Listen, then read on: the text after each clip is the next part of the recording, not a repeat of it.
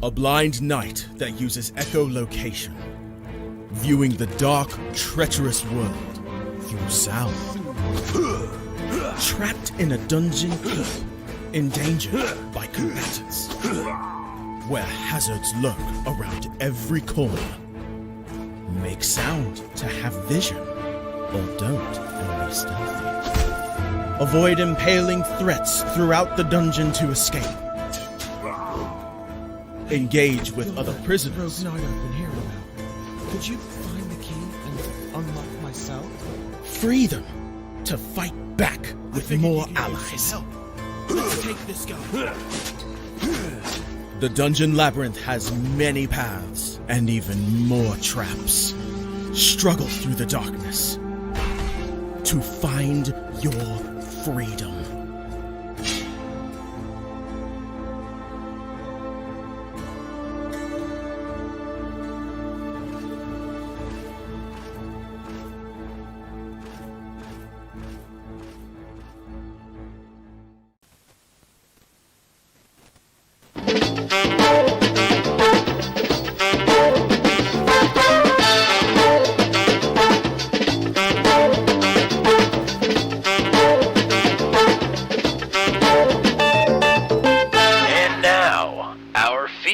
Presentation.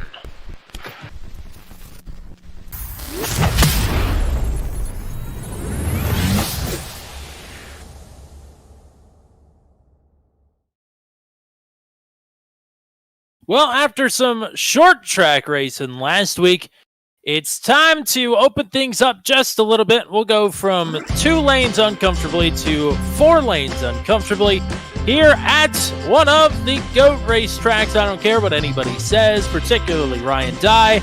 This is the greatest super speedway there was, is, and ever will be, and it's where I've decided to host my birthday bash. It's not my birthday. It's close, though. It's close enough.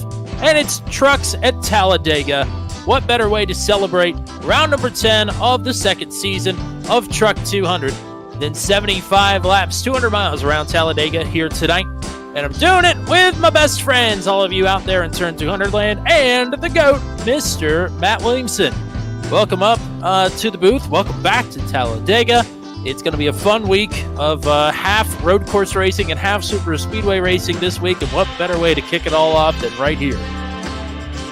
Yeah, certainly happy to be back. Obviously, this is called Tommy's Talladega Birthday Bash, and I've been a part of Tommy Talladega Birthday Bash in real life multiple times. When they used to actually have the race in later October, we would go, and it was your birthday weekend most of the time. But we have since transitioned it to the sim now, and I could not be more excited for it to be a thing once again. Absolutely, and somebody who might be celebrating when it's all said and done here tonight is one driver who just connected. He is the points leader, Caleb Bency. Why don't we take a look at the rest of the point standings as well, but it's been well in hand for Caleb Bency for quite some time now. Yeah, Caleb Bency has absolutely taken it to the rest of the field here. Obviously, you see he has a 515-point advantage over Caleb Bency. Yeah, that's a lot of points, and I think realistically, if Gavin does not have a great race here tonight, Caleb, I think, may be able to wrap up the championship after tonight, which sounds absolutely crazy, but that is the reality that we're living with here in Truck 200 this season. But Gavin Sanders, the opposite could happen. Caleb could have a really bad night tonight, and Gavin could capitalize. So there's a lot of crazy things that can happen here at Talladega. Everybody knows it. Everybody's in for the ride here tonight. But rounding out the rest of the points here in the top 10, Roland Holt, Hunter Engrave, Dakota DeMay, JJ Wang, Brantley Gainey, Matt Schlosser, Mike Berry, and TJ Crampton. Well, that's just the berry on top, I tell you that much. 2 drivers that are tied for 11th in the point standings are 2 of the historical best performers at super speedways in Truck 200 history. Last time we were here was the inaugural race in series history. All the way back in, what was that? February, January of this year.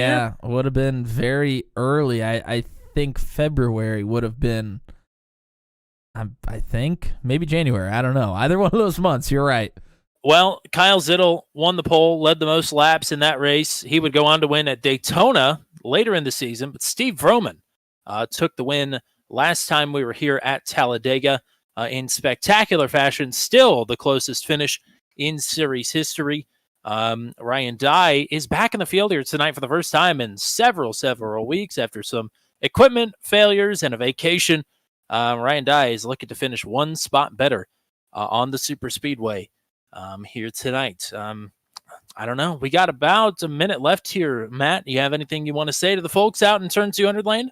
Well, Mike Barry's in the chat saying that he heard the mistake that I made, so apologies to Mike Barry. I think I actually know a Mike Cherry, which makes it quite interesting. Anyways, thanks to everybody for tuning in and watching here tonight. Should be a very, very good show. If you haven't subscribed already, please do it. We're on the road to 500, and we're not that far away. Tell some friends, tell some family. Get them to subscribe to the channel.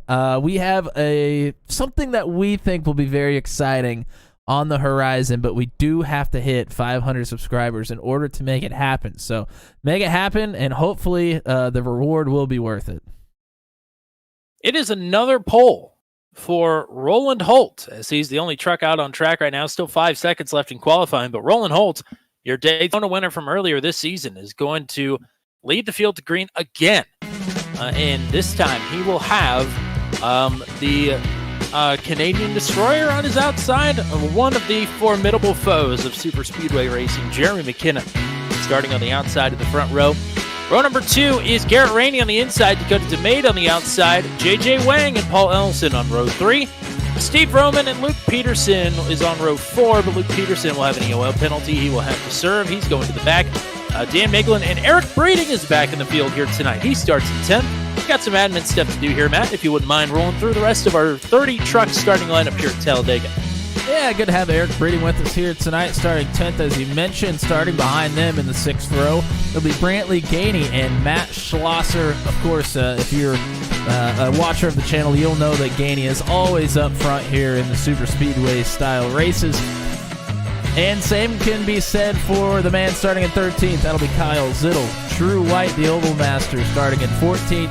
Pascal Simard and Zach Flound starting 15th and 16th. Ryan Dye and Mike Barry will be starting 17th and 18th. It's the return of Ryan Dye after getting some computer issues fixed, so good to have Ryan Dye in the number 4 back. Troy Thomas and Hunter Engrave will round out the top 20 there in the 10th row. Gavin Sanders, Jeff Smith starting 21st and 22nd. I think Sanders is going to be looking to wait out the wrecks here, it looks like. David Gleeman and Dave Payton start 23rd and 24th. And then rounding out the rest of the field, Matt Houston, Nathan Reynolds, Caleb Benson, your points leader, Jeff Oakes, Daryl Klotz, and Alan Phillips. Yes, exciting to see a couple of fan favorite drivers and booth favorite drivers back in the field here tonight. Excited, at least on my trading paint. Sometimes we have some discrepancies, but it does look like Jeremy McKinnon is rocking the Ryan Blaney paint scheme here on the front row.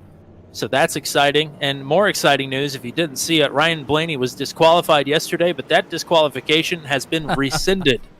So that's very exciting news for some of us Ryan Blaney fans like Jeremy and myself. Trucks are rolling around Talladega here. Mr. Matt Williamson, what are some of the things we'll be looking at here as this race rolls along? Well, it's early here in the sim. It's like a Saturday truck race in real life here. It's 9:37 in the sim, so cool track temperature is currently at 82 degrees Fahrenheit. Zero fast repairs here tonight. That's going to be the big one to watch. 3 extra sets of tires, 75 laps around Talladega, and the fuel window is about 40 laps or so, I believe. So we're kind of splitting it right in the middle there. Of course, cautions could jumble things up as far as strategy goes, depending on where the cautions fly. It'll be interesting to see where that happens. We've had multiple Superspeedway races, and they've all gone quite differently here. So we'll see how the drivers fare. But a lot of the heavy hitters have decided to start in the back and wait them out, which is it's a bold strategy. There's obviously two schools of thought. We're gonna see how it plays out for them.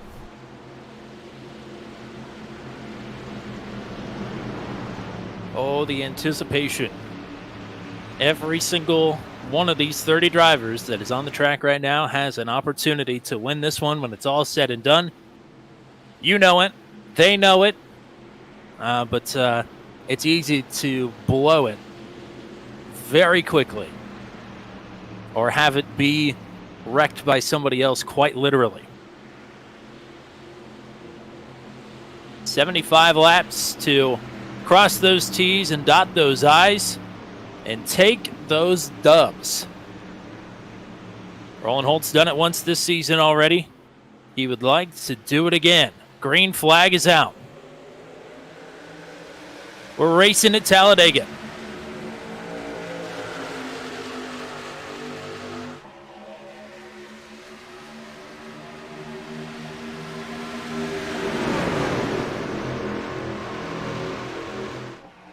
Looks like Eric Breeding was blinked out there for just a second, but is back.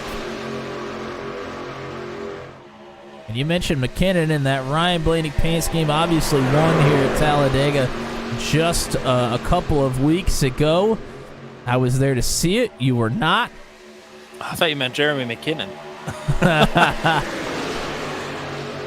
But Jeremy hoping for a little bit of luck sporting the number 12 Menards truck here tonight.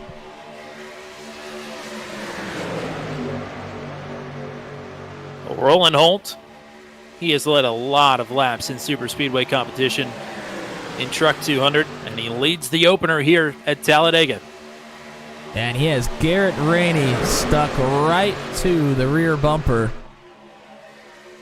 Rainey looks like he is sticking with the 50 all the way, at least for right now.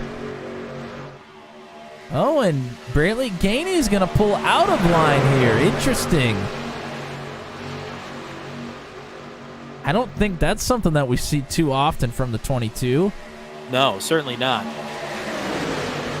Zachary Flaum got awfully close to the outside wall. He may have got in it trying to roll out of the pack. Outside line, starting to see a little bit of movement here. Oh, and Rainey's there goes going for Rainey. it. Oh, awfully squirrely.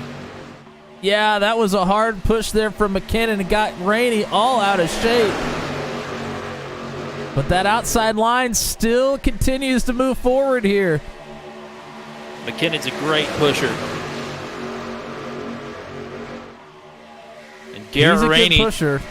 to the lead off the front bumper of McKinnon. You just got to be able to hang on to it. Oh! Oh, no! Oh, and there goes McKinnon. Not quite clear. I don't think Jeremy hits anything. We're going to go under yellow.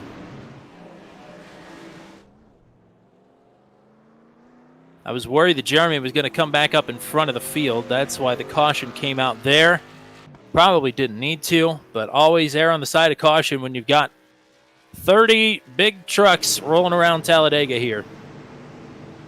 Yeah, and he wasn't the only one down in the grass or No. on the apron. There were multiple trucks that were on the apron. If they had too much speed, definitely could have come up into that bottom line. So, yeah, I think a good idea to go under caution here.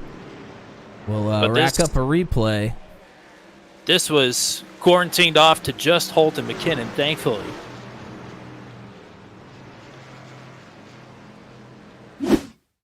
And you mentioned it, that it was a big push from Jeremy to get Rainey out in front. And as Rainey's pulling down, McKinnon wants to come with him. But that inside line had some momentum surging down the backstretch, and they closed the gap. McKinnon just was not clear. And here's the replay. McKinnon tries to get down in front of Holt. I mean, not clear just by a foot or two. Holt's going to get moved to the inside. And you mentioned it. McKinnon did not hit the wall.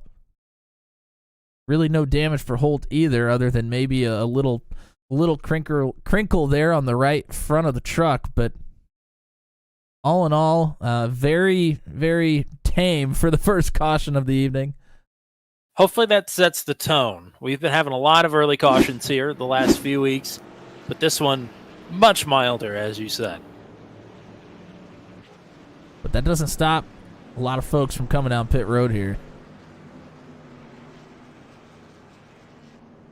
14 drivers stay out, so it's split almost directly in half.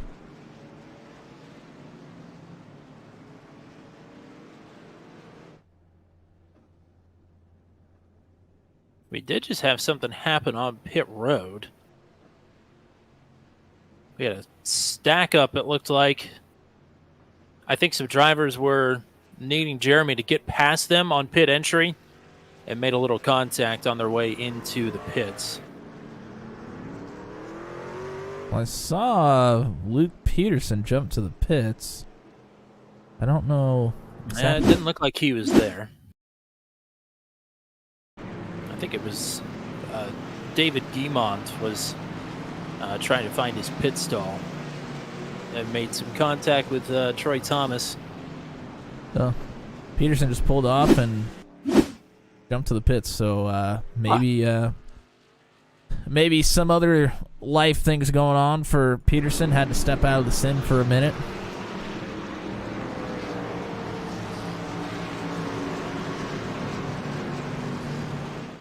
Yeah, we mentioned this already, but Superspeedway is the vibe for the next 2 nights. Talladega tonight, and thank God it's Tuesday, is back. Venom Truck Series is back on Tuesdays. The Rocket Man Memorial 85 tomorrow night with the duels from Daytona.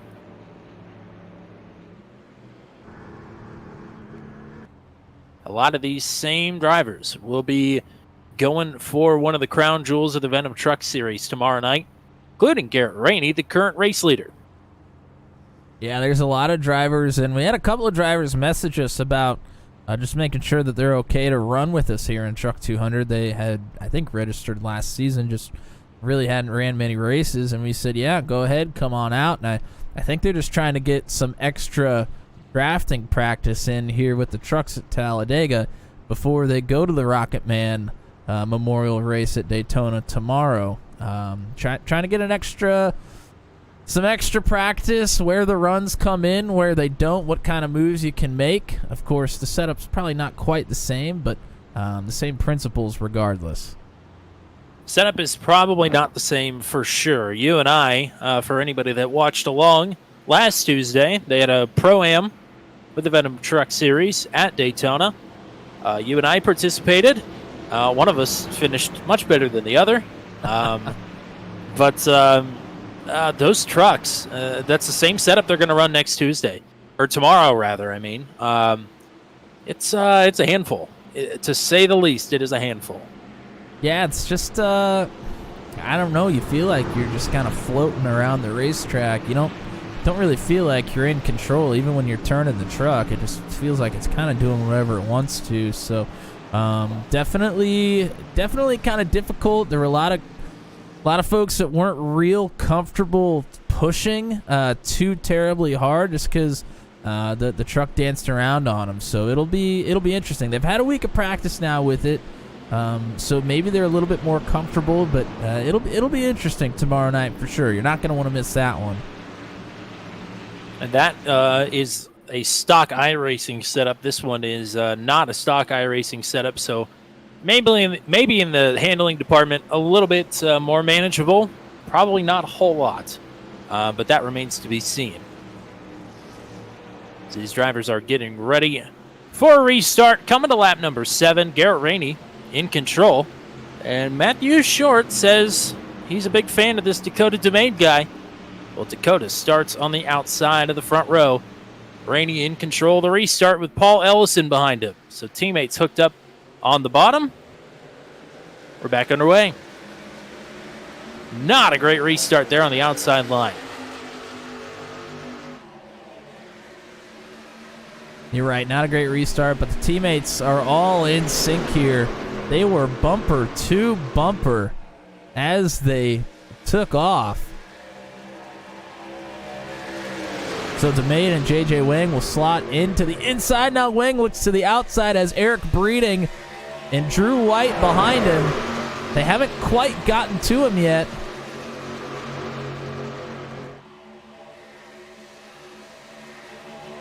Now the help's starting to form on the outside for Wang.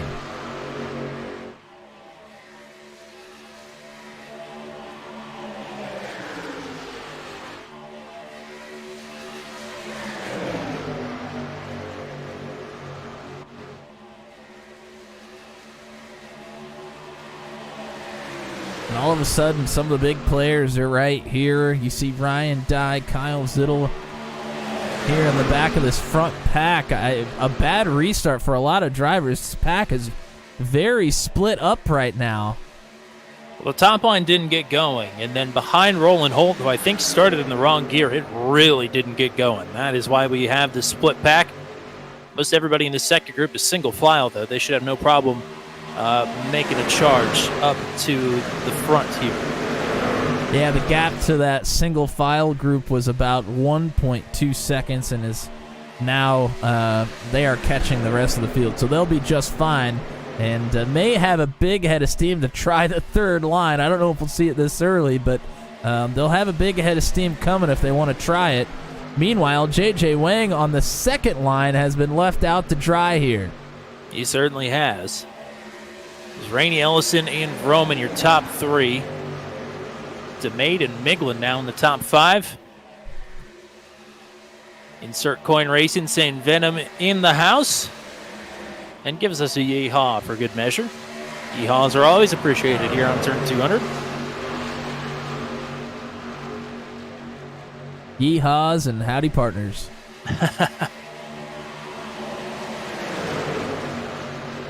JJ found his way into line there, not content, pulls right back out. And Dave Payton has pulled out of line as well, but not very close to JJ, so trying to close the gap. And they have a big group behind them, led by Gavin Sanders. Oh, and Sanders pulls right up to the back of Payton. I thought they may pull well outside and try and go ahead and gap Payton, but Sanders stuck to the back of him and is going to push the 38. JJ pulled back in for a second and has now decided he wants a piece of the action. Drew White also pulls out from the inside lane. One driver looks like he was rolling out of it, but will pull back up in front of Hunter Engrave. That was close. I think that was Jeffrey Oates.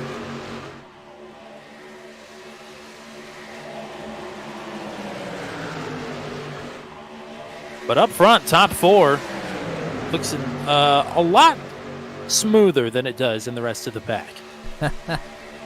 Well, they've been out front single file this entire run. They've just been able to kind of do their thing, but this outside line is starting to make some ground. I don't think they'll be able to make any move they want to here for long. JJ outside of Dakota DeMade for fourth. Sanders, he sent it down into the inside line. He didn't want any part of this run on the outside. No. And now Nathan Reynolds and Roland Holt have pulled up to the third line and are going backwards. So, seems like a lot of the drivers think that second line's a little shaky right now. They're all pulling out. Dan Miglin just fit his truck into about a truck length gap on the bottom. It was tight. And all of a sudden he's back. Here comes Jeremy McKinnon riding on the outside. You know, he is not going to sit back and wait. He set the purple lap of the race, catching up to this front pack when everybody was single file. Now is going to work on Dave Payton here, trying to get him up, reattached to Drew White. And we're on board here with the 12. Does a nice job.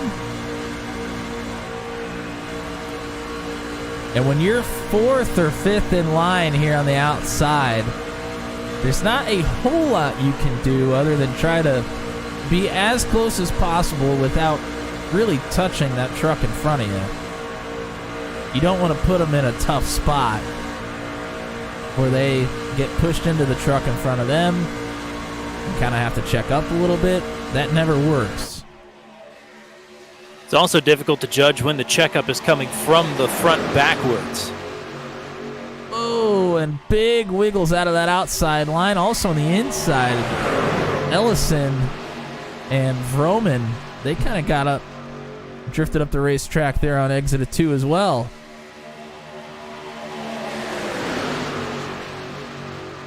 One line zigging, one line zagging. You just hope that they're not doing it at the same time. Otherwise, there's going to be problems. But good pushes from Drew White to J.J. Wang. And now J.J. to the outside of Rainey for the top spot.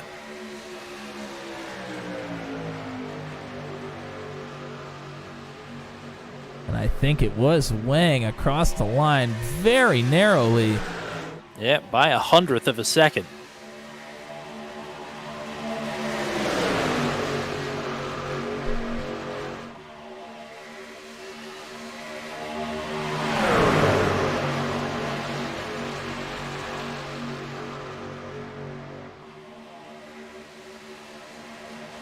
Oh, wow. Ellison up the track a bit, nearly got into Wang. Now Rainey tries to block the outside line, but makes contact with Wang, it looked like. 3 wide. Rainey going the wrong direction. Wang hung out up top with only help from Dave Payton. Moved Paul Ellison to the lead. The Alabama gang continues to show the way, but they've had 2 different drivers up front now. I couldn't tell if that was an intentional move by Rainey or if he got loose off a push there. I'm not sure. I'm not sure we're going to get a window for you to be able to rack a replay. So tell us. Oh, well, Rainey drifts up again in front of JJ, maybe to open the door for this huge run coming from Team Canada up the middle. It's Sanders pushing McKinnon. These two got hooked up. Wang in the wall. Wang, JJ in the wall, gets it off. And should be able to pull back in the line. Second line just drifted up a bit too much. Proving to be a bit of a difficult setup, it looks like. But Sanders and McKinnon got hooked up, went to the front at Atlanta. Those two split the most laps led, and now that tandem has got themselves up to the front again.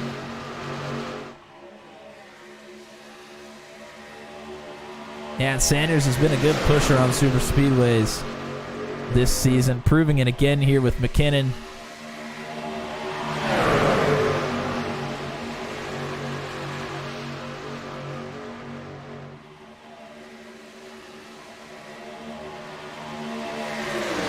JJ got another run and took it, but no help. And there's really no harm in it. He's got nobody behind him. He won't get leapfrogged by anybody, so maybe just trying to see what he can make happen up there for later on in the race. It's valuable intel, yeah, if he were to make that move, you know, at the beginning of the tri-oval for the win, it might work. Best to know when to make that move, especially if you've not been in that spot before. I don't think JJ's had a ton of experience on super speedways. I could be wrong. But even if, it's always nice to know when you can make that move.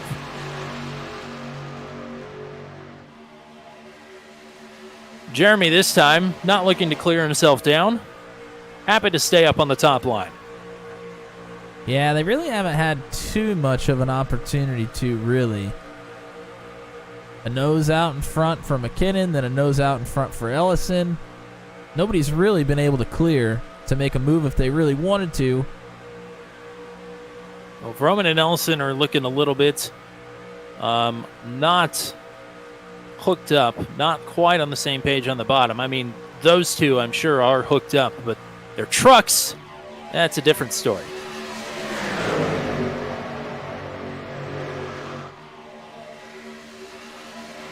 Sanders and McKinnon are going to have a big run here. Gavin might be cleared down. Not going to force it. Jeremy will, though. And as good of a pusher as Gavin has been, I'm sure Jeremy's probably a little more comfortable on the front bumper of Paul Ellison. Yeah, now here comes Garrett Rainey to push Sanders. Rainey, a great pusher in his own right. He has Sanders right up even with McKinnon already. And it's Sanders at the line. And that outside line really doesn't have a lot of trucks to work with. You have Wang, who's continued to play around with that third line. He's really not helping the outside line much at all here. And now it looked like Peyton wanted to try the third line with him. We'll see if they try it. I think also, JJ's trying to get somebody to go up there with him. Here comes Matt Houston and Caleb Benson, your points leader from the back of the pack. They've worked their way up into the middle of the pack here now, and they used the third lane to do it.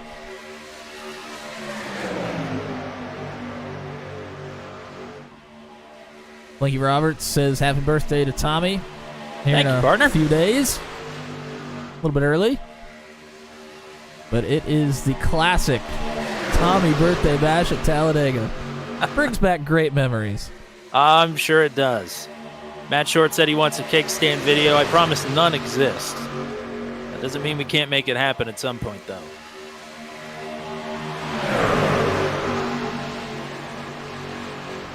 We just got to... Oh, Peyton. Oh, boy. Nearly down into the bottom off a shove there from JJ. I don't know how close... I don't know if Dakota knows how close that was to disaster. It looked like some door-to-door contact nearly. Well, maybe he did know that. But here's Bensi now to the outside.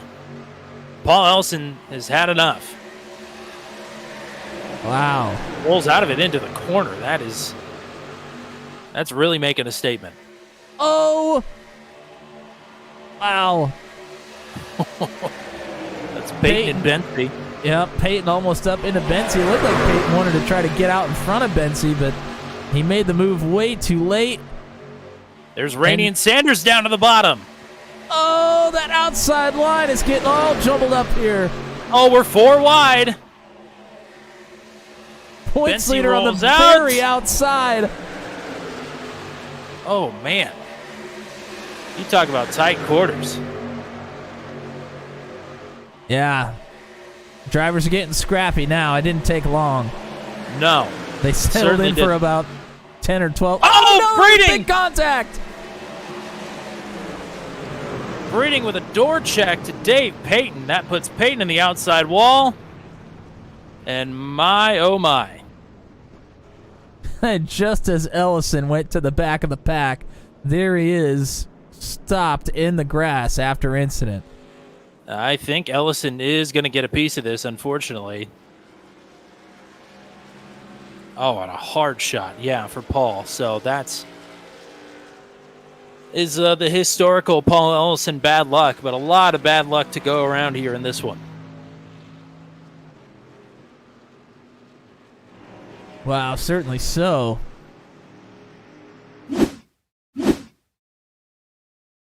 Let's go ahead and see if I can take a look here. Started around... I gotta start finding some people. It looked like it started around Eric Breeding. Go ahead and go to the chase cam here. We'll see if we can figure that out.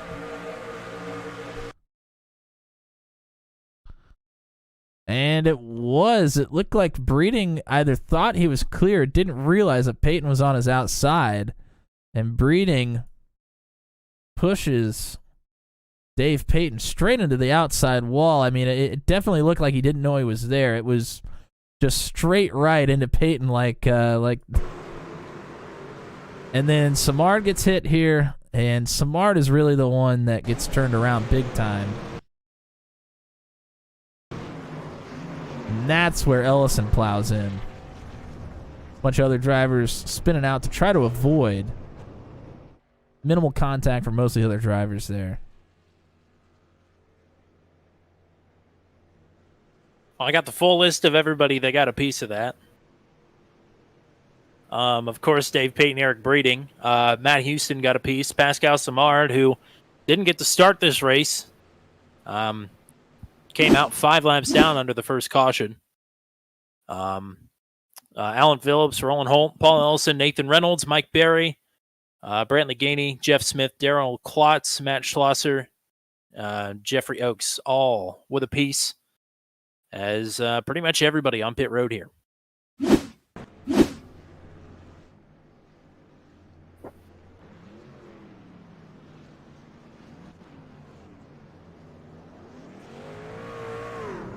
And Jeremy McKinnon going to win the race off pit road.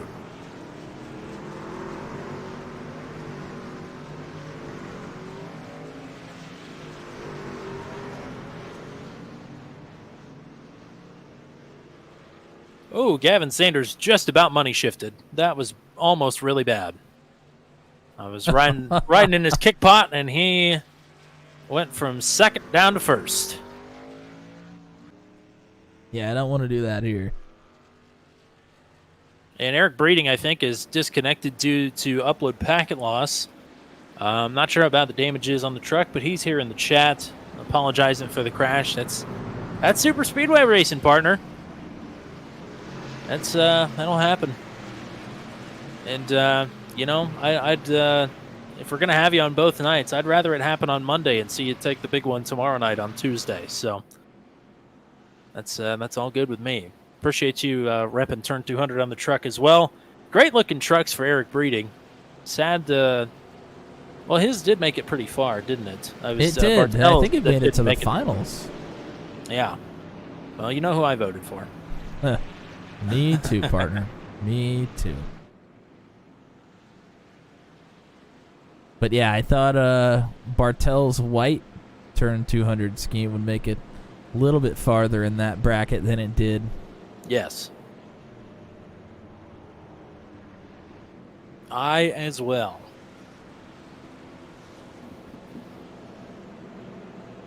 So Gavin Sanders dropped to the tail of the field. I don't see that he's got a penalty, but he must have picked up one. Yeah, and it may have been on pit road. Yes. I don't, because I was riding around with him. I don't think it was an exit violation or anything. So he'll take this opportunity to come back down pit road, as will Roland Holt.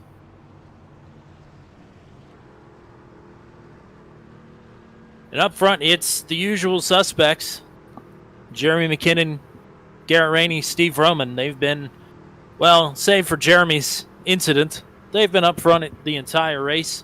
Hunter Engrave is up in 4th now, though. And Dakota DeMate has been in the top 5 all race long as well. He's still in 5th. Kyle Zittel, we usually don't say his name until over the halfway mark in the race at a super speedway. He is in 6th. Ryan Dye and Dan Miglin right now on row 4, and Drew White, Caleb Bency round out your top 10. Yeah, a lot of the same players as there have been, but a lot of different ones here as well. That's the great thing about super speedway racing, isn't it? We pretty much will call out everybody's name throughout the entire race. There's not a lot of races you can do that. Other than for the starting grid and the finishing rundown. But just about everybody's name is going to get called out one way or another tonight. Yep. Certainly, and I mentioned at the top of the broadcast, or right before we were about to get to race time, that fuel strategy could be interesting depending on where cautions come out. And I think that we are going to be just short by about 5 to 10 laps short of our fuel number here. So if we don't get any other cautions, it'll have to be a splash and go at some point during this run. But when do you come down? But that's the other thing. If we don't get any more cautions. I mean, it's, knock on wood, everybody. It's been pretty good up to this point, but it's Talladega. We will have to see. Pace truck is off.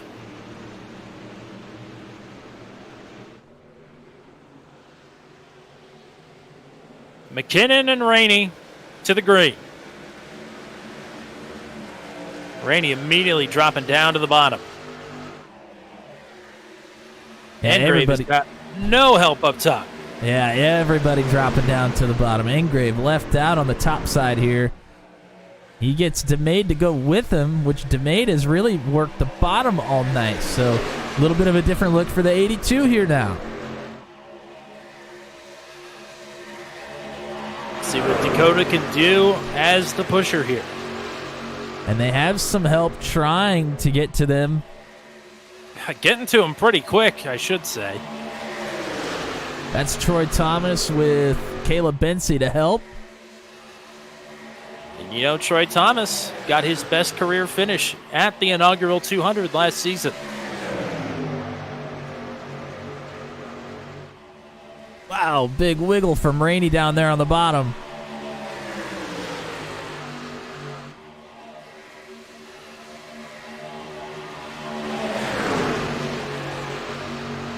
The numbers game starting to work in the favor of the top line.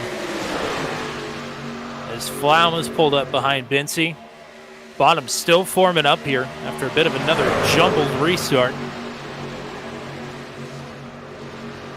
The top doesn't need quite as many trucks to be successful. That's what we've come to find here the last few Superspeedway races. Yeah, and really, you can pretty much just hang on with 2 trucks. Troy and Caleb got awfully offset there. I thought Troy was going for a ride. They get it back hooked up. Yeah, and they don't need to necessarily push each other very hard. They just got to make sure that the 2 of them stay as close to DeMade as possible to help him push Engrave along. They need to stay away from the pointy edges of the tailgate on either side. That is what will get you every time. We'll go ahead and go on board with series points leader Caleb Bensey as he tries to will this outside lane to the front.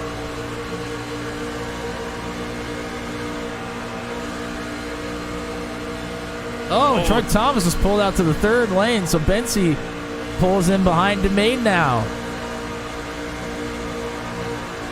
Oh, and a big shot to DeMade for Bensey. That's a little bit of pushing the pusher. That's dangerous. Yeah, DeMade certainly was pushing Hunter Engrave when the push from Bensey came, and it might happen again here. Engrave was the leader across the line that time, and he's got a big run here. Bensey with a shot. DeMade is clear. Bensey trying to get clear. Oh, and is going to get clear by inches. Top 3 down to the bottom. You do not see 3 trucks get clear like that very often. That was a huge run. And that was a product of Bensey pushing DeMade as hard as possible, even while DeMade and Engrave were stuck together. That's just a dangerous move, but when you can make it work, boy, does it work. We just saw the fruits of the labor there. So that puts Zachary Flaum now in control of the outside line, and he is pulled straight up.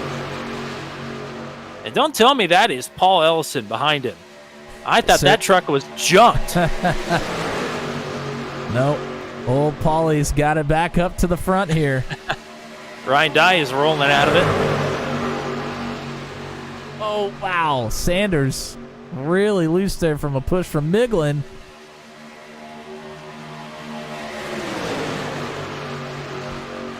Man, it's starting to look like it's the last 10 laps of the race here.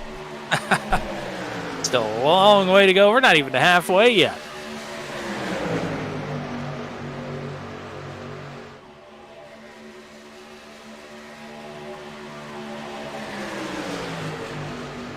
It's pretty tense. I'll tell you that much. Especially since I've got the caution button.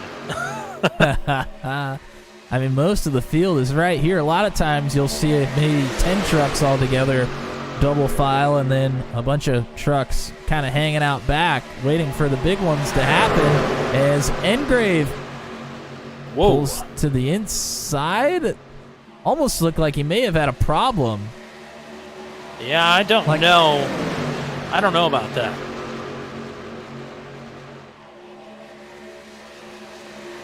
from the lead to the back. It can happen that quick, whether it was by design or not.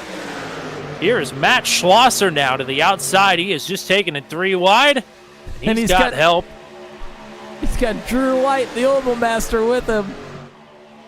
We're 4 wide. Oh, my. Oh, boy. Oh, Schlosser. I don't know how he didn't get in the wall there.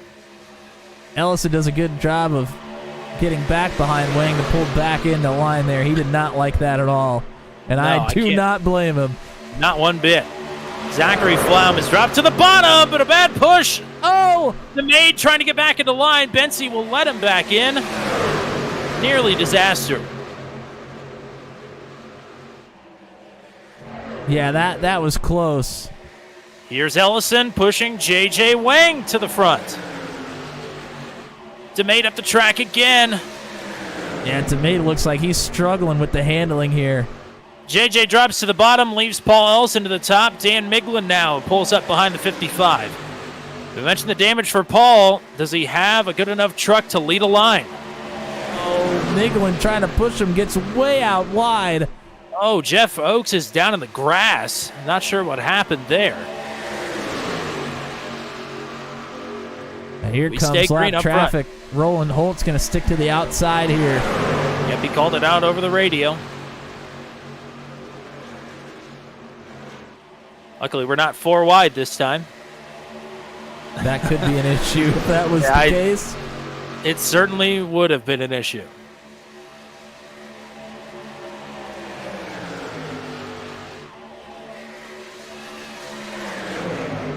I think the problem with Jeffrey Oakes, I'm not sure how it happened, but he and Nathan Reynolds made contact, and it sent Oakes down into the grass, entering turn 1. But Oakes brings it back onto the track. We stay green. Dan Miglin, the race leader.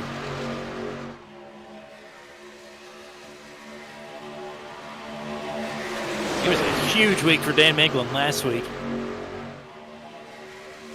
This could be an even bigger one, getting a push from his teammate and buddy J.J. Wang on the bottom.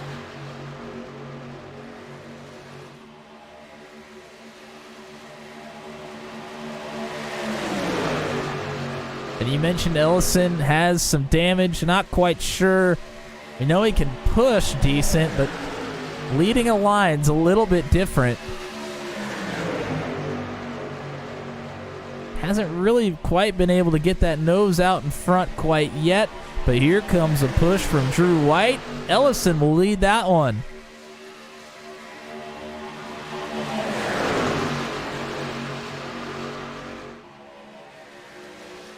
Alabama gang is going to lead a lot of laps here, spread across multiple drivers.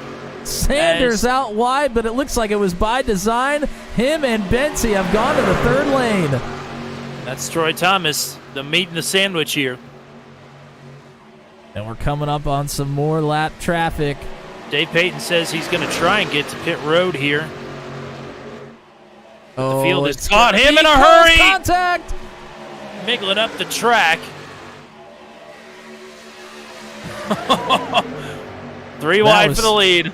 That was scary. 3 wide for second. Sanders on the outside as every other line is starting to break up here.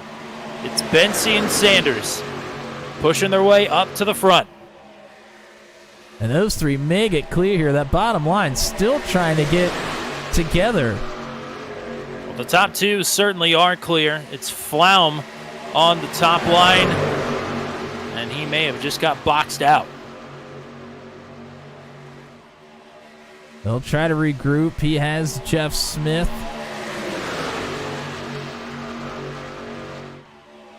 Right there behind him. I believe that's Mike Berry behind Smith. But Berry's going to pull down to the bottom. Yes. Unfortunately, that may live in infamy from now on. Yes. Put it in the lore book.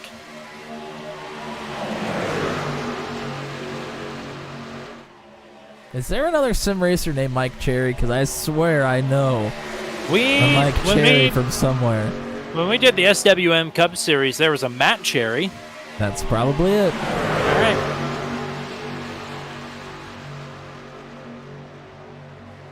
Outside line starting to get some numbers again, but man, we got people pulling out, people bailing down to the bottom. They just can't quite seem to get it together.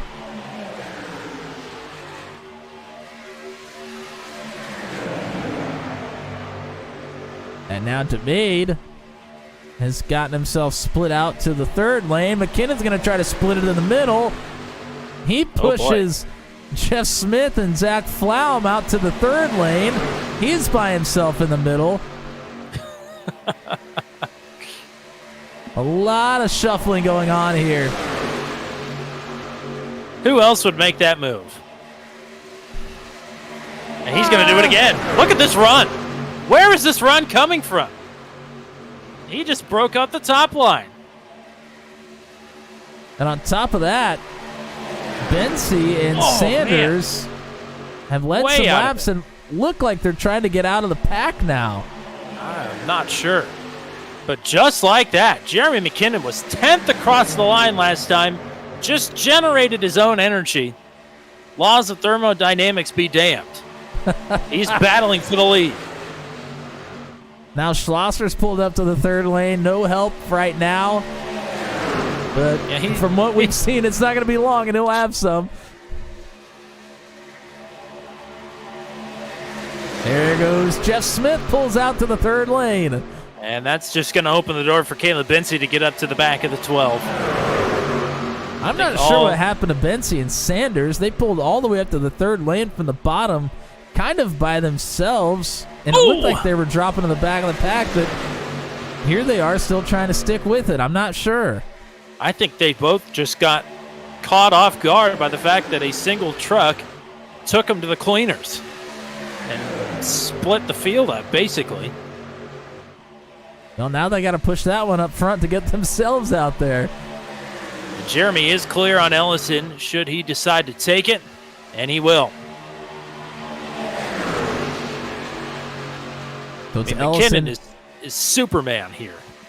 There's no doubt about it. Ellison and McKinnon out front again. A flashback to about, 25, 30 laps ago before Ellison pulled out the first time. I don't think Ellison's going to be dropping to the back anytime soon here. Oh, aggressive pushing all across the board here. Menglen into Ellison, Ellison into McKinnon, Sanders into Bensey.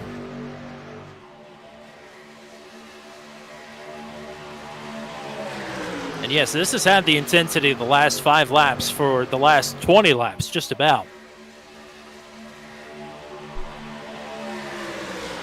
I think we've been back green for 15 laps, something like that. It's just been quite literally full throttle. Yeah, I think we went green on lap 26.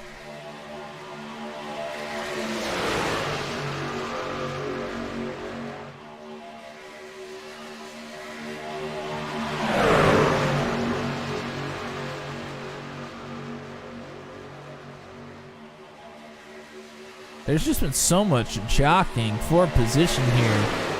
Even on the bottom lane, a lot of times we'll see the top lanes kind of maneuver around each other. A bunch try a third lane, a bunch flip back and forth from a third to the middle. We've seen a lot of folks from the bottom try all 3 lanes and then dive back to the bottom again. We don't see that very often. No.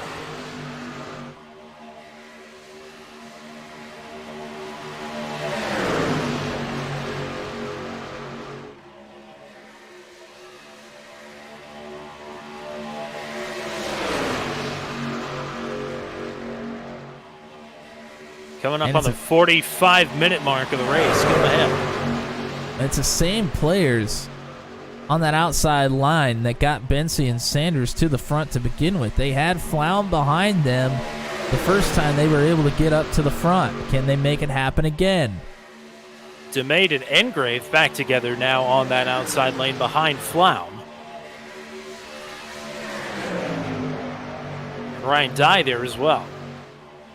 So Engrave and Dye are both drivers that had rolled out of the pack at one point, only to find themselves back up towards the front here.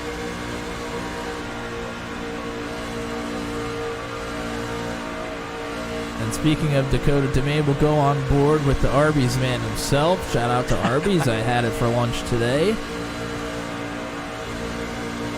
Dakota and John Kay are like the two guys that have the most nicknames and the most nicknames that we've stopped using at the same time.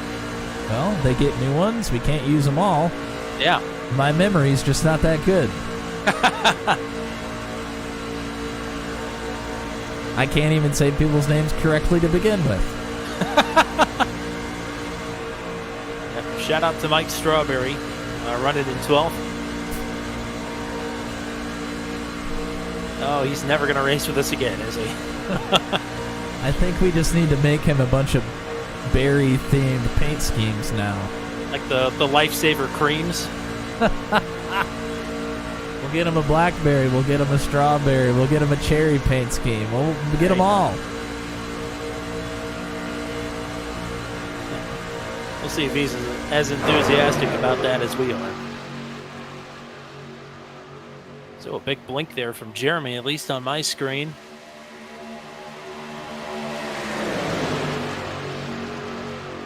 But undeterred as the pusher is Paul Elson. Again, I'm just amazed that he's even still in this race. I thought it was over for him. I'm surprised that outside line hasn't been able to get to the front yet. I mean, Flaum, Sanders, and Pensy working together the first time. They made it happen within like 2 laps. Wow. There you go. I'd say it worked.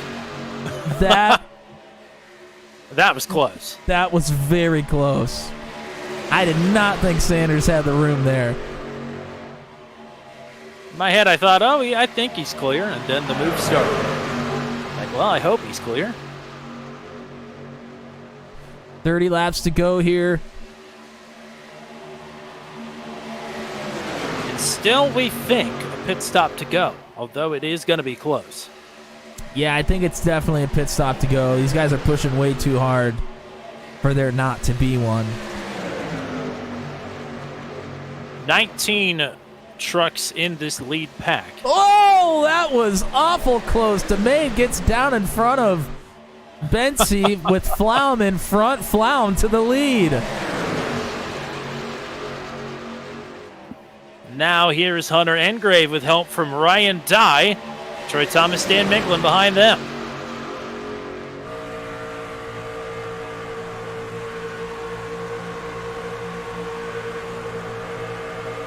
That bottom lane stacking up big time here. Yeah, that bottom lane, a lot of wiggles there pushing. They got stacked up big time, like you said. Engrave out front now, and here is Ryan Dye. Ryan Dye and Troy Thomas. Oh, pit stops underway. Here we go. A lot of the open wheel drivers to the pit road first. Zach Flaum. Oh, Zach Flaum speeding. Oh, Hunter Engrave goes around. We're wrecking. Just as pit stops start, caution is out. Wow. And Hunter Engrave was the first one I saw go around. I'm not sure how it happened, though. The third caution of the race. Damage for Jeremy McKinnon. Talk about luck for those drivers that came down pit road, especially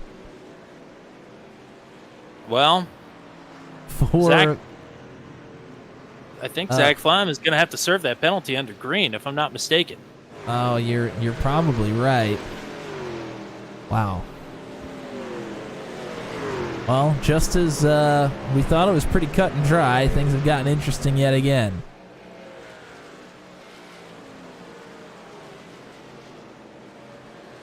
See if we can find the replay here. You see Engrave already sideways. We'll go ahead and back it up. I want to go back it up all the way here into turn 4. We'll watch pit stops get underway.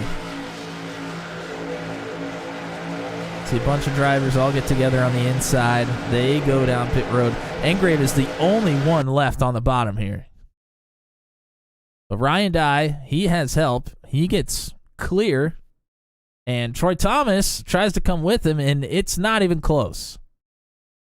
But Engrave makes a darn good save to not make much more contact with those drivers on his outside. Unfortunately for him, McKinnon tries to get down to the inside to avoid any contact, and Engrave gets hit pretty hard there by McKinnon.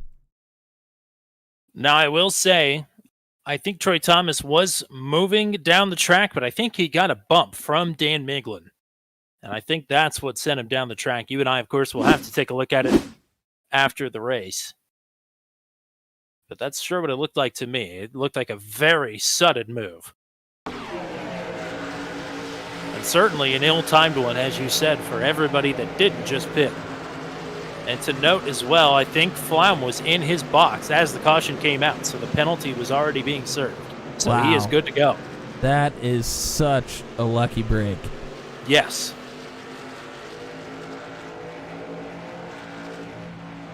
Yeah, and looking at it again, we went ahead and looked at that replay again, and I think you're right. That's not the first time that's happened. In particular, I remember that happening to Flinky Roberts here at Talladega in the Venom Truck Series race last season. This is not the first time that Hunter Engrave has been on the receiving end of some pit stop violence at the Superspeedways, unfortunately for him. Andy Poliski in the chat saying Jeremy can't buy a break. Certainly not. Neither can Hunter Engrave. They're both pretty down on their luck, it seems, as well as Paul Ellison, who picked up another 4X on that accident. So Paul Ellison is my vote for the hard luck award, if we'd had such a thing. It's been one of those seasons.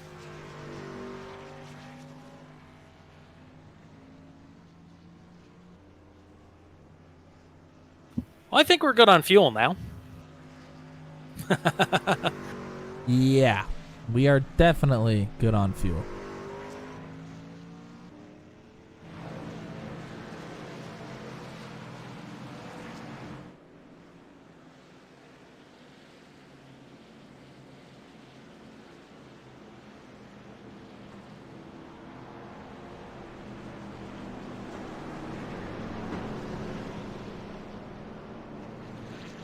That does change the complexion of the field here. Again. Big time. Big time, big time, big time. We got some players here in the top 10 that really haven't been there much all night. Nathan Reynolds has now found his way into the top 10. Daryl Klotz as well. Kyle Zittel. Man, He's Zittel been was- hovering around the top 10, but has Yeah. not made his way to the front yet. Absolutely correct there. He's kind of been in and out of that top 10, flirting with the back half of it. Jeff Smith is going to come back down pit road here.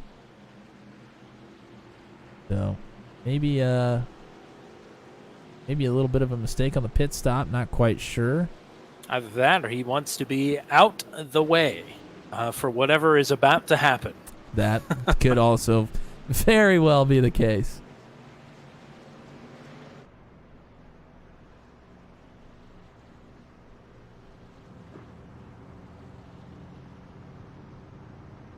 So that gives control of the field to the driver who led quite a few laps last week at Bristol, Dan Miglin.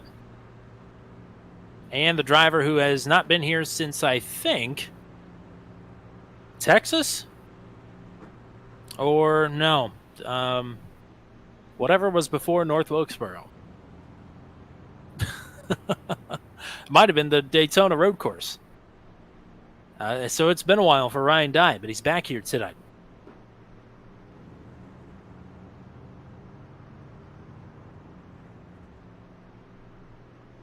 Still rocking the Dear Matt, this is all your fault. He certainly is. I'm sure he'll find something else clever to say here before tomorrow, possibly. Well, if he wasn't going to before, he certainly is now. We have got 25 trucks on the lead lap.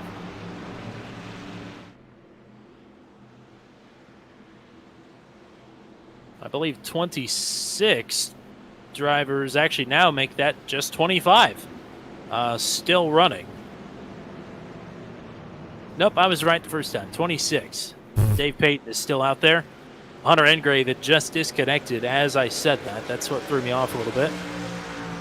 Dan Miglin going for it. Wow, that was early. He It's caught legal. Everybody off guard there, and you're right, it's legal. It just looks awkward. The rule is as soon as the pace truck hangs a left, you are good to go. Nobody's done it up to this point. And that has really broken this field up. But now, he has let J.J. Wang go around. J.J. Wang and Ryan Dye now the And Ryan leader. Dye. Yes, you're right.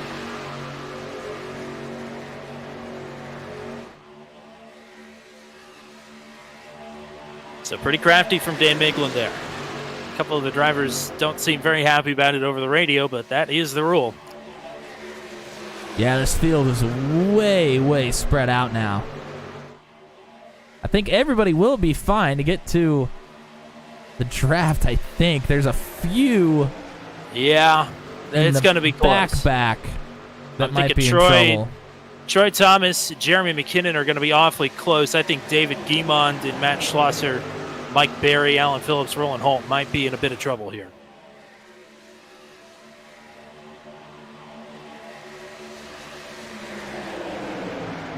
Oh, Miglin, big shots to J.J. Wang and Ryan Dye. All sorts of wiggling there.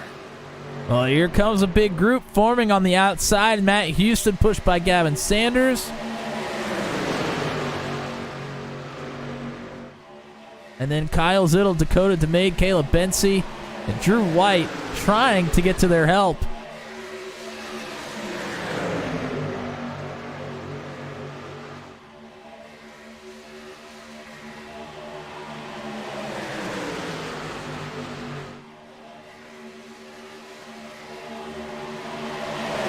Reynolds jumps ship to the outside line here as well. Here's Matt Houston. Houston to the lead. Oh, Sanders loose behind him. They are clear. Jeremy McKinnon, here he is, running up the middle again. He just took the purple lap from himself last time around. Although I don't think his huge run is going to pan out quite as much as he wants there as he makes contact with Drew White. He made game positions, though, for sure. Oh, absolutely. He's in the pack now. He and Troy Thomas put in quite a clip to get back up front here, or back to the front pack, rather, as Matt Houston leading, but a bump from Sanders opens the bottom up. Oh, and Houston nearly up into the truck there on the outside. Here Boy, comes Kyle Zittel and Dakota DeMade in the third lane. Zittel finally showing his nose at the front of this pack. The race first trucks, with the help of Jeremy McKinnon, try the middle.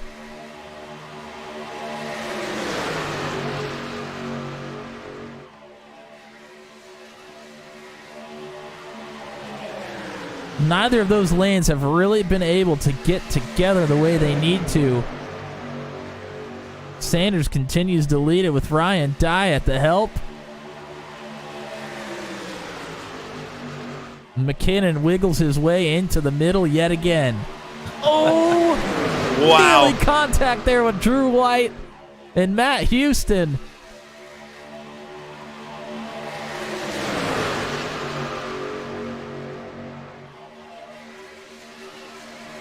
Oh, Sanders gonna block. Big shot there from Jeremy up. Oh no! Oh, there they go. That was pretty ugly.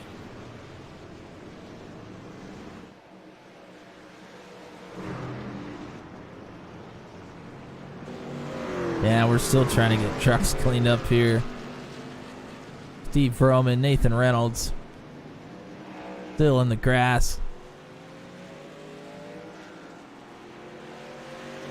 Well, the block from Sanders, a bump from McKinnon, more contact behind from Drew White, and I think from White on back, it starts.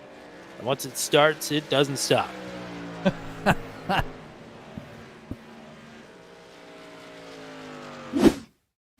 Well, let's go ahead and take a look. And the first truck that I saw actually go around was J.J. Wang. Go ahead and back it up to where Sanders makes the move. Sanders into 10. He moves to the second lane. McKinnon has a huge run. You see that big bump there from McKinnon. Oh, and it's actually Dan Miglin pushing J.J. Wang into Ryan Dye.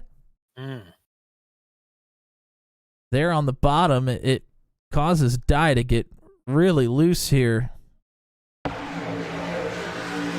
as they come to him, and then JJ gets pushed down to the bottom as well. JJ is trying to get back into line, but Miglin has boxed him out. JJ tries to get back into line, and it turns him sideways, and it is on from there. So really, the block from Sanders had nothing to do with it.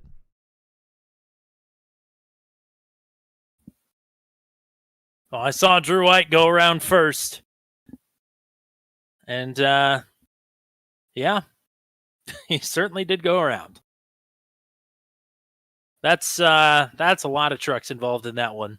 Again, like you mentioned, Ryan Dye, J.J. Wang, Dan Miglin, Drew White, Jeremy McKinnon, although McKinnon is still in second here, so just picks up a 4X, but is still rolling. Dakota DeMade, Steve Roman, Kyle Zittel, Matt Houston, Nathan Reynolds, Jeffrey Oakes, all get a piece of the action there. Yeah, and a lot of these drivers down pit road, they're just trying to get some damage fixed here. Just saw Jeff Smith leave, Dakota DeMay, J.J. Wang, Steve Roman, Kyle Zittel, Drew White, Matt Houston, Nathan Reynolds, Alan Phillips all in right now. Huge break for the drivers that got left out on that awkward restart. Yes. A lot of the white knuckle drivers, well, particularly Roland Holt and Mike Berry, going to catch a huge break from this. David Guimond was back there as well. So they should get back up. Now the question is Gavin Sanders going to try and emulate that? It should be interesting.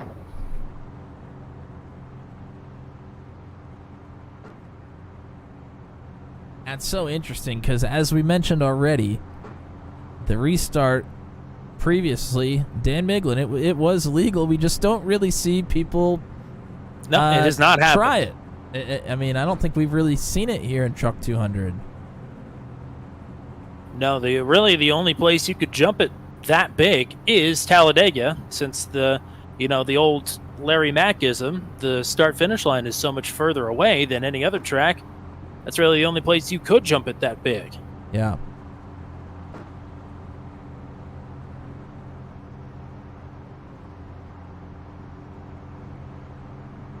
But it's an Ontario lockout at the front of the field for this restart.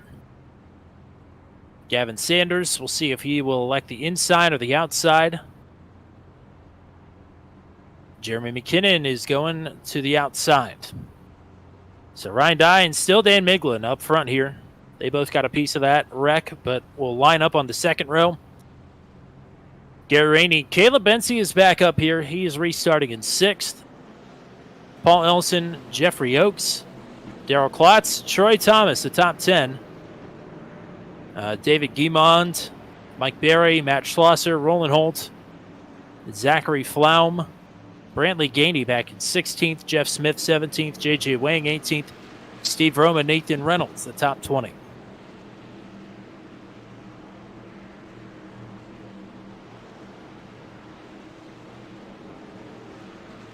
Well, this is where the sprint begins. It'll be 17 laps to go.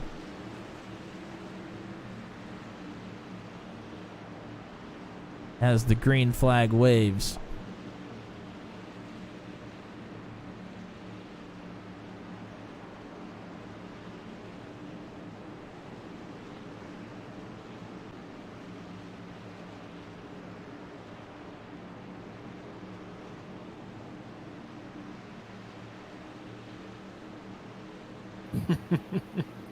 As crazy as this one has been, which really, We've just had big crashes. It hasn't been super crazy, but there's very much room for change here.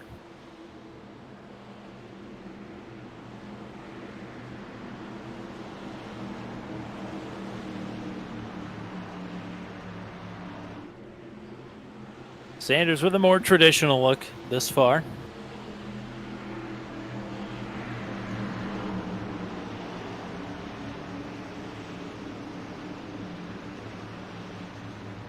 He wants to make sure everybody can get in on the fun here. How kind. Back on our way.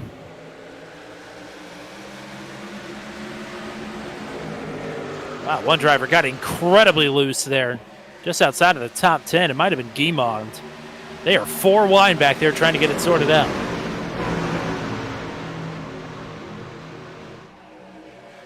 They're trying to get it sorted out. Meanwhile, McKinnon surging to the front with the help of Miglin here.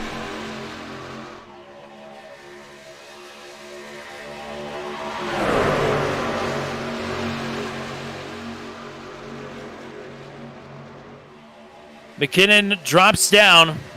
He'll take the lead. Miglin trying to take the lead again.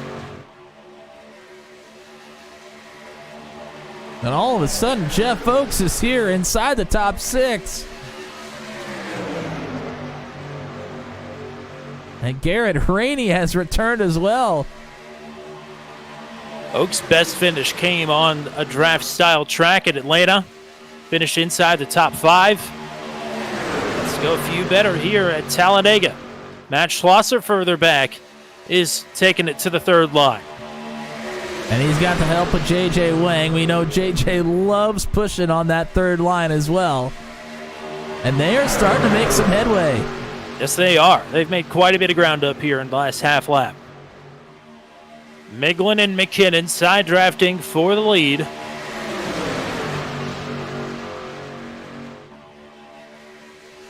Bency the pusher on the outside. Sanders the pusher on the inside.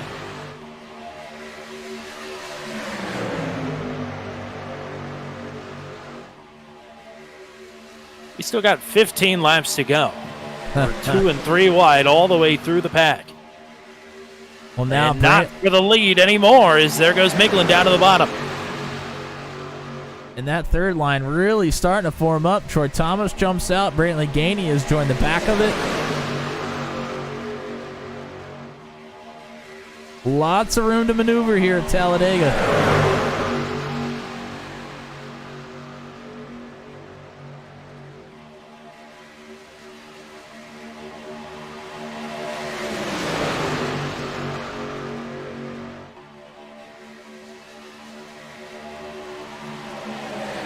There may be lots of room, but these drivers always want more room to maneuver.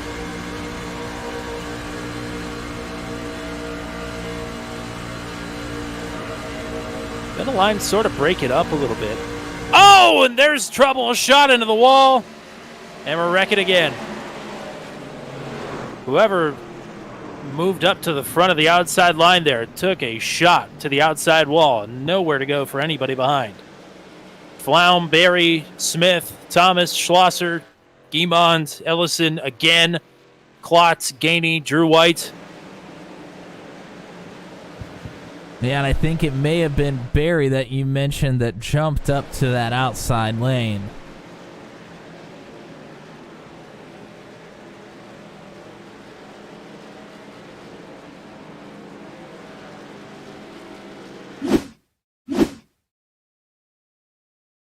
And we've already started there. Go ahead and back it up. And there's Barry in front of Roland Holt. He decides to go to the 3rd lane in front of Thomas. Oh, and Thomas tries to push him into the middle and then comes across the backside of Barry, gets him into the outside wall. Everybody else starts scrambling. Schlosser and Smith dive to the inside where there are trucks in their way. And then it creates the chain reaction.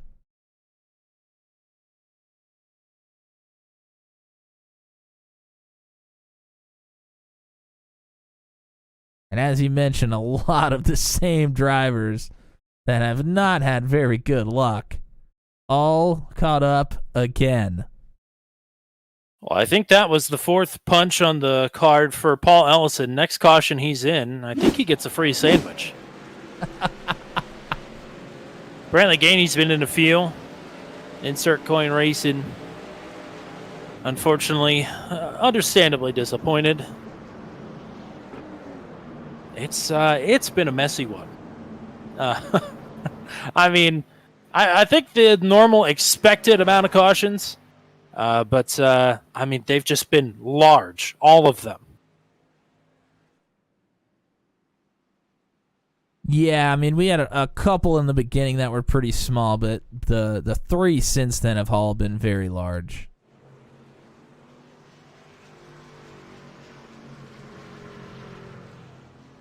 A lot of drivers down pit road that were involved in that one. I think Mike Berry has called it a night. Unfortunately, understandable after that. I'm sure his truck was probably toast.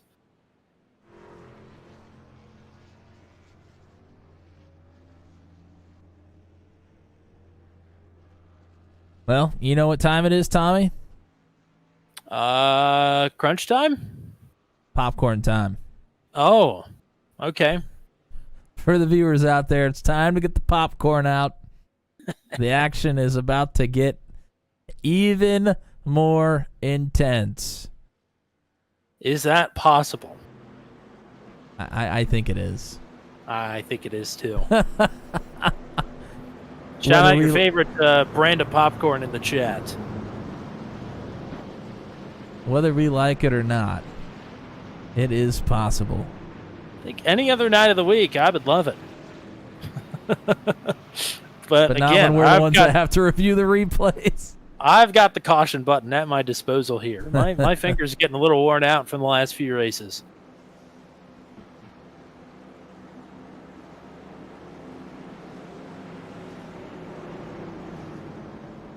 I want to give a special shout out to the Boy Scouts popcorn. Hey. There you go. Haven't had it in years. Don't think you can go wrong with Boy Scouts popcorn. I don't think you can go wrong with classic buttered Pop Secret popcorn. I've become a Orville Redenbacher kernels where I make it myself kind of man. Classic.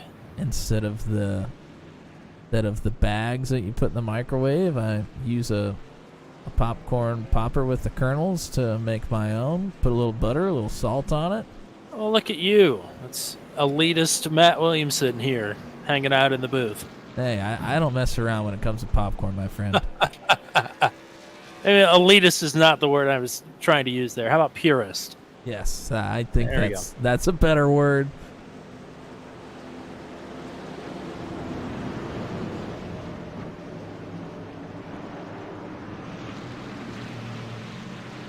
And yes, ICR in the chat. Unfortunately for Brantley, he just got back up there towards the top 10. And it struck again. It certainly has. I think he needs a friend.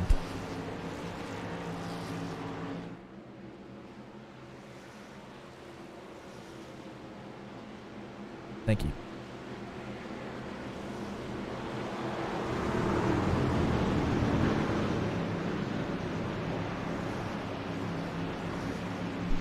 Well, McKinnon started on the outside in the last restart, and it got him up to the front for a little while.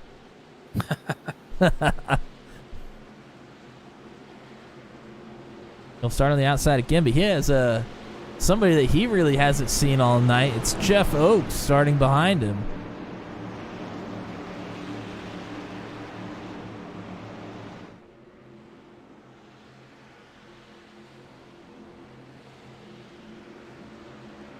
Now's the time where a big, long run to the finish here would come in pretty clutch. We'll have to see. Dan Miglin in control of the field. He's the one that got them all spread out last time. Waiting a bit longer this time. Now he's going to go. And I think more folks were anticipating. Yeah, I was going to say, still caught a few napping here.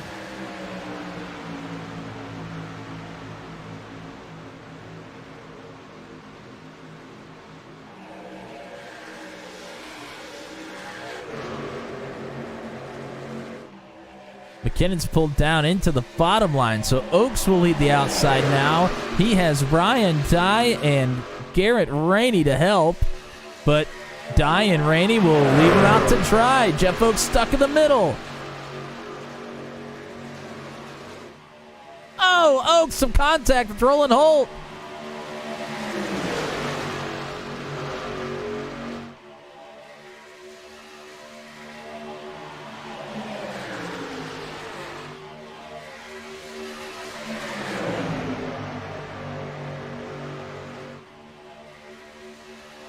Bensey is all over the back bumper of Miglin, and then he has Chairman McKinnon pushing the pusher.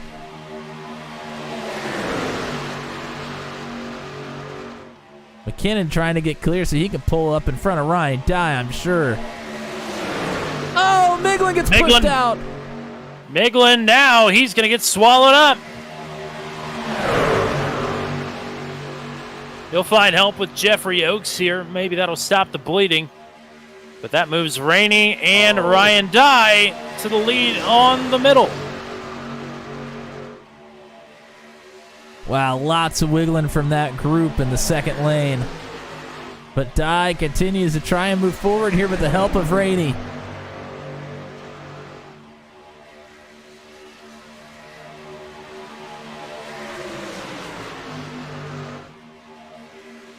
McKinnon trying to get clear to move to the second lane.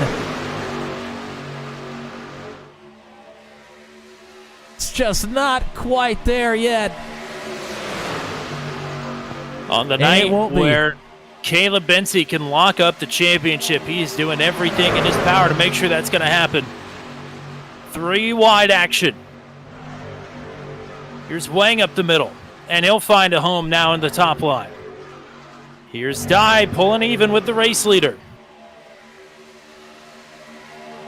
Oh! Wow. Dye got real loose. Almost stacked up that outside line, but Rainey did not let it happen. Rainey an aggressive side draft on Jeremy McKinnon that time.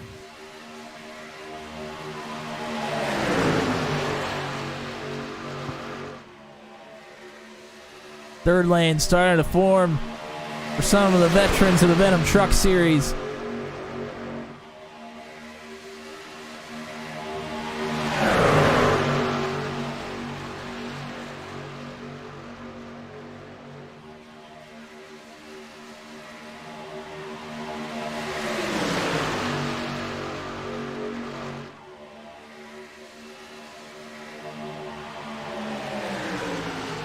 These pushes just keep getting more and more aggressive.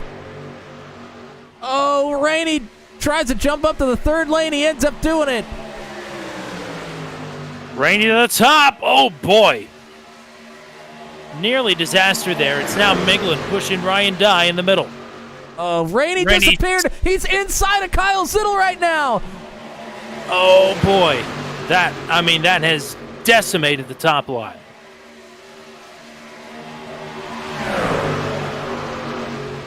I think they're still together. I think you're right.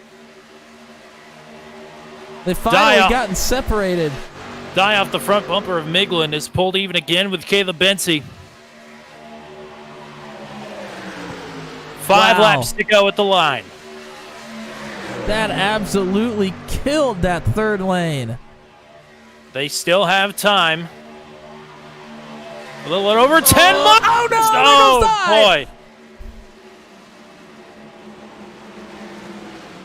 And that's another one off the front bumper of Dan Miglin.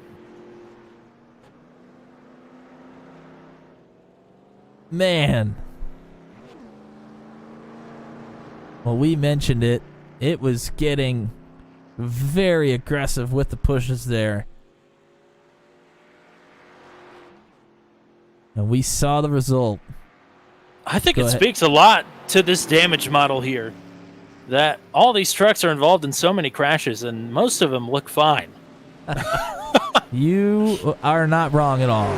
It is quite impressive. Let's go ahead. Run it back. Take the look. You see Miglin all over the back bumper of Dye. I think what happens here is he moves across it a little bit. They're trying to side draft Bensy very aggressively. And there it is. Miglin gets into the right rear corner of Ryan Dye. And it gets him super loose. Dye's trying to hang on to it. There is some netcode contact there as well. Dye got pushed to the middle when he got loose from the push. And then some netcode connected him and the 8 together. And that's what turns Ryan Dye into the outside wall. Everybody does a great job of avoiding contact further.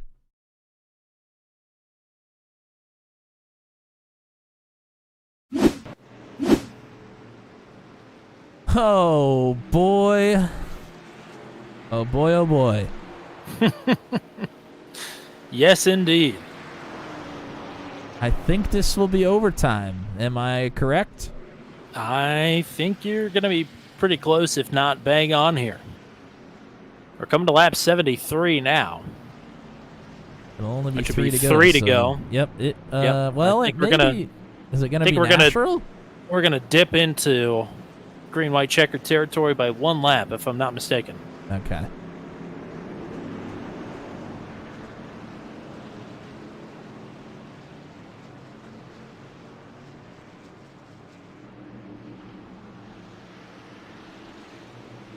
A few drivers down pit road here. Ryan Dye, Jeff Smith, Daryl Klotz.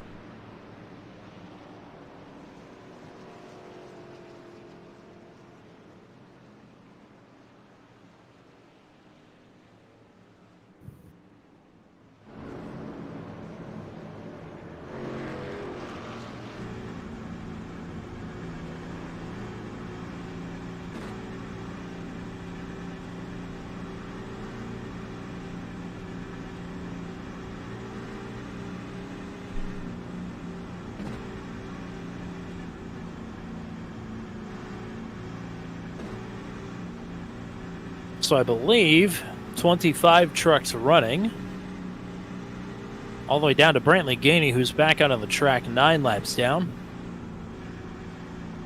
I think Ryan Dye should be good to continue here. He didn't have a meatball flag. Still, of course, quite a bit of damage to repair. That's unfortunate, of course. It's Ryan's comeback night tonight. He's finished second twice in Superspeedway competition here. Won at Talladega in the Venom Truck Series.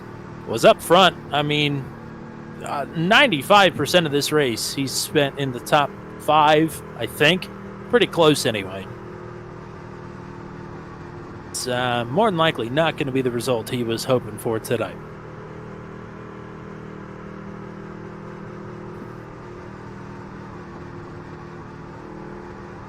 Well, still a lot of time left, though, here. I mean, I know it's only going to be 2 to go, but here at Talladega, that's a lot of time to work. Yes, indeed. That's what a lot of these guys at the back half of the top 10 are hoping.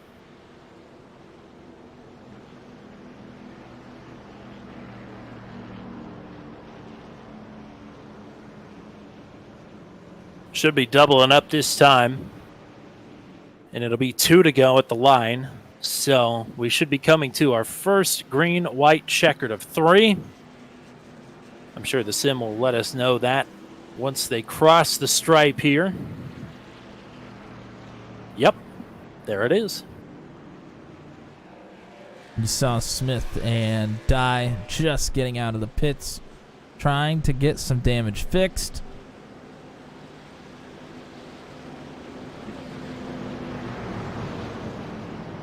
And we've doubled up. It's pretty much the same restart here.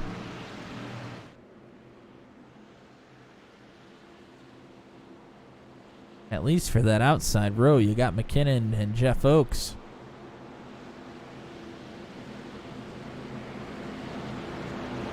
A lot of the line here for Caleb Bensey, who will be in control of this restart.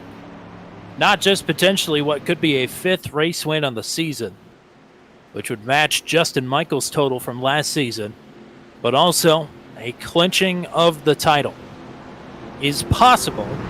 There are some things, even with a Bensey win, that would not allow that to happen tonight. But even a Bensey top 5, it's could very well happen. And he's gained a bonus point or 2 here tonight as well. Yes.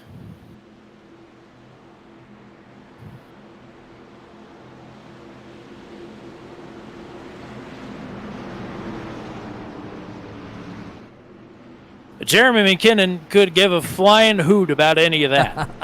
He's here to win. He's been robbed before. He does not want to get robbed again. We'll have to see what kind of pushers Dan Miglin and Jeffrey Oakes here are behind the front row, who are both looking for career days themselves.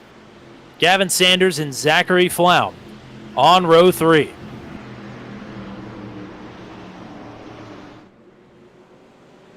And here goes Bensey.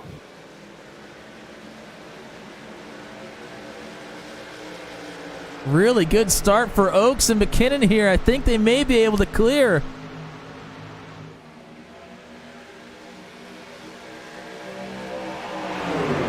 The help finally for Bensey.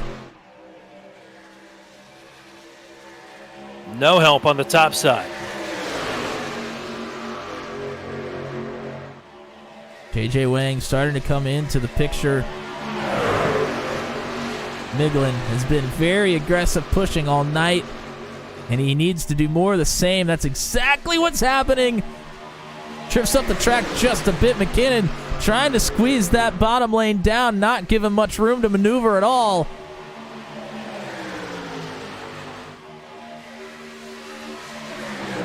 Shots from Oakes and Miglin. White flag, 1 to go.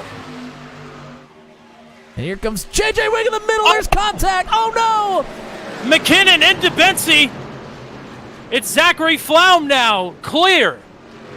He's got a run on Bensey. Gavin Sanders and Kyle Zittel make it through as well as Steve Vroman. But the top 3 are going to be the ones scrapping for it here at the end. Here's Flaum on the outside.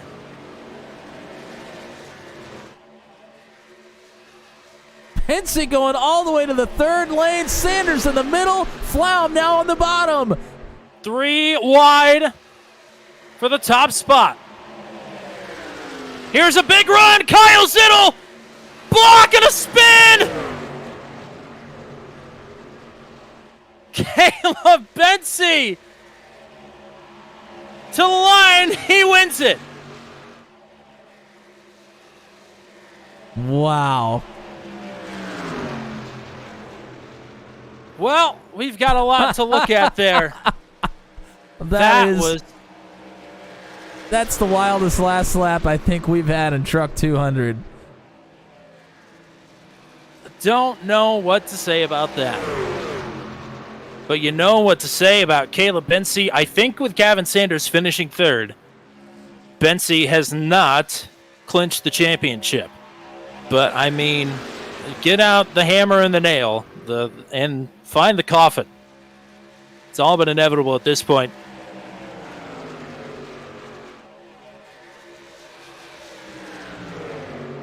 Cody Claiborne in the chat says the Bensey luck strikes again. I mean, Bensey took a huge shot from McKinnon, who got tagged. Oh, my. Yeah, it was ugly. We'll go ahead and take a look at it here after we let the man himself celebrate. Caleb Bensey has gotten it done again. Burnouts from the entire podium. How about Drew White and Alan Phillips rounding out your top 5? Wow. Good for Alan. He's one driver I don't think we mentioned all night. And in a night like tonight, that's not a bad thing. And we're going to bring up his name now because he did a mighty fine job. Ryan Dye in 6th. I mean, we're going to have to look at it a couple times. That was a wild scene. They're going into turn 1 there. You got to feel gutted for Kyle Zittel there. He had a huge run, but they were 3 wide across the track. There's nowhere he could have gone.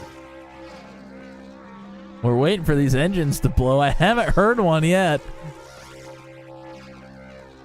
But maybe it was Sanders. Yep, there it goes. There goes a second, and we're waiting on the third. There it is. Alrighty, let's go ahead and take a look at the replay. Coming to the final lap. You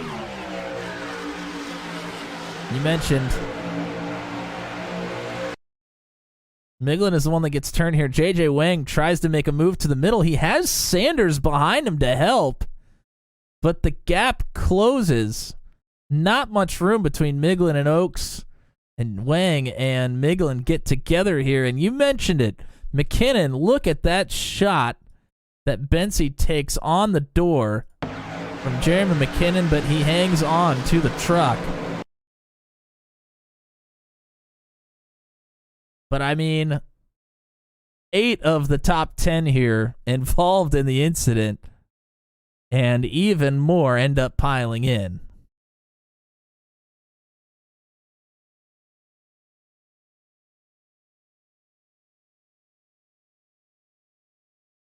But then we move to the front of the field, and we try to figure out who our players are at this point. Bensey, Flaum, and Sanders all out front, jockeying for position. They really don't work together down the backstretch at all, and it allows Kyle Zittel to get back into the race. I mean, they're 3 wide through turn 4, and Vroman and Zittel are just able to get a huge run, but Bensey goes up to block. We'll go ahead and back it up and take a different angle at that one.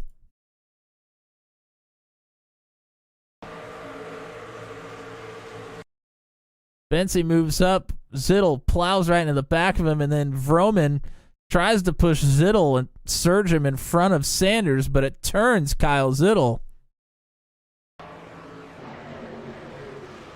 And then it's the 3-way race again, but Bensey is already out front.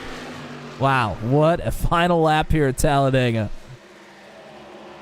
That is certainly one for the books.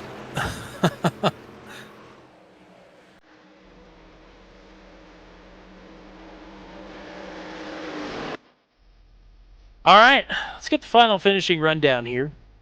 As Caleb Bensey with the 5th win of the season, Zachary Flaum, 2nd podium of the season, and Gavin Sanders round out that podium. We'll talk to all 3 of these gentlemen momentarily. Best career finishes for Drew White and Alan Phillips. First career top 5s. It is then Ryan Dye with a great comeback in 6th. Paul Ellison was in almost every crash tonight. He finishes in 7th. Daryl Klotz, I believe, best career finish for him in 8th. Kyle Zittel will finish in 9th. Feels bad, for sure. And then, rounding out the top 10, Dakota DeMay. David Guimond will take a career best 11th here tonight. Steve Froman, 12th. Dan Miglin, 13th. J.J. Wang in 14th. Jeffrey Oakes in 15th. Troy Thomas, Garrett Rainey, and Jeff Smith. Jeff Smith, all through the 18th position. Jeremy McKinnon will not finish the race. He finishes 19th. Roland Holt, 20th. Nathan Reynolds, 21st. Matt Schlosser in 22nd. And then Dave Payton, Matt Houston, Brantley Gainey, Mike Berry, Hunter Engrave, Eric Breeding, Pascal Simard, and Luke Peterson. Your 30th and final finisher here. I've gotten a request to do something we've only done a handful of times here on the channel, but I think it's fitting at the behest of Gavin Sanders here that we do a group interview. So these 3 were side by side by side through the tri-oval. We've got all three of the podium drivers in here. Congrats on one of the wildest finishes we've ever had on the channel here. I guess we'll start with Gavin. I think you saw the most action pushing up front tonight out of the three of you. I don't even know where to start, to be honest with you. I'm still trying to catch my bearings after that one, I guess. Walk us through the night, I guess, from your perspective here, because it was a wild one.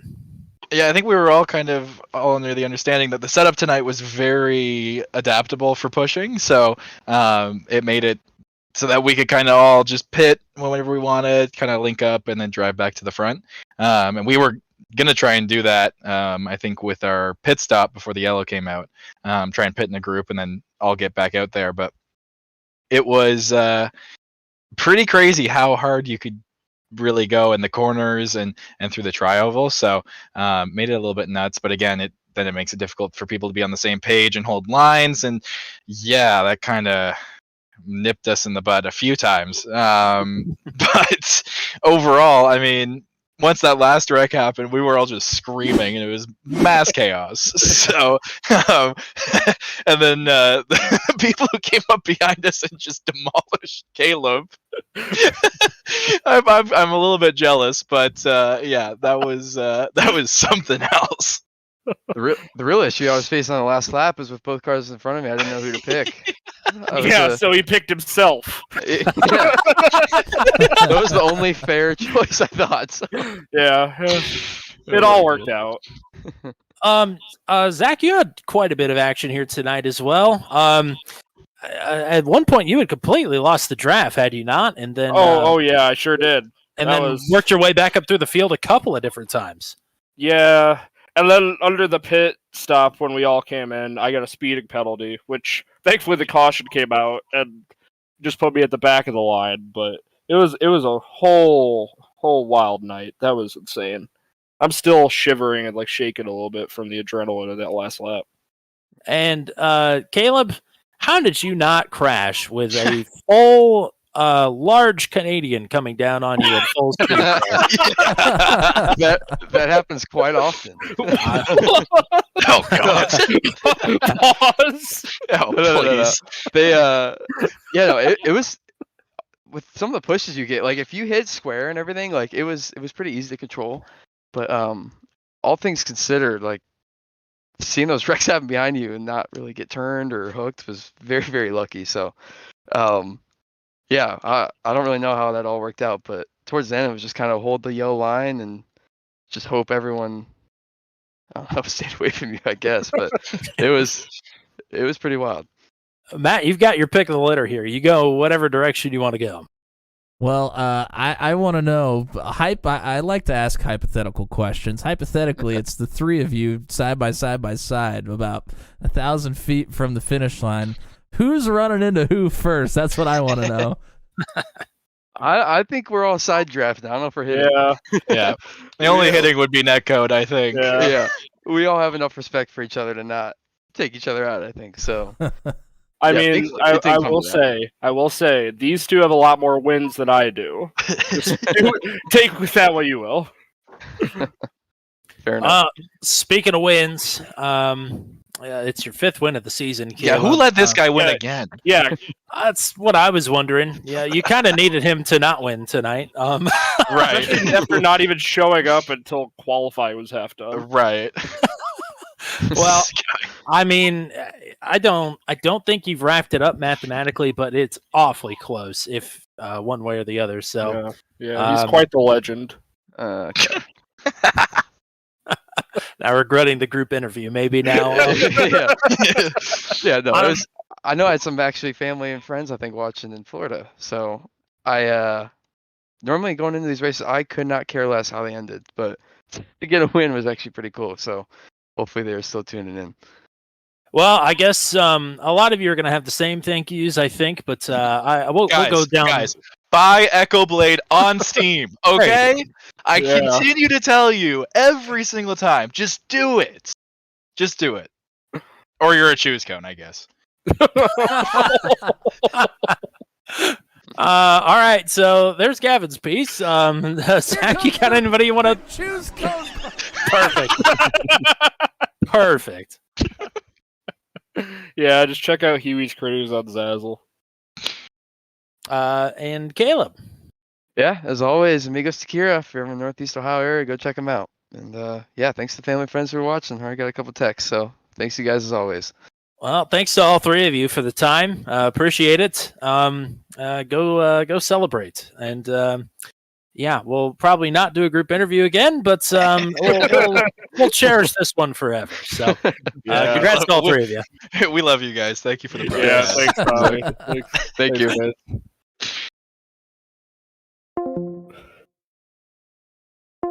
I moved the wrong person down. Welcome back to the booth, Matt. That's not even the first time I've done this to you this week, I don't think. No, But, I don't think it is. well, yeah, Talladega. A bit of a spicy one as well. Alan Phillips is streaming, I'm sure, his last lap. I'm sure it looked fantastic. Yeah, I don't even know. I don't know what to say about this one. Let's start off by thanking everybody who was in stream here tonight. We had quite a bit of activity in the chat.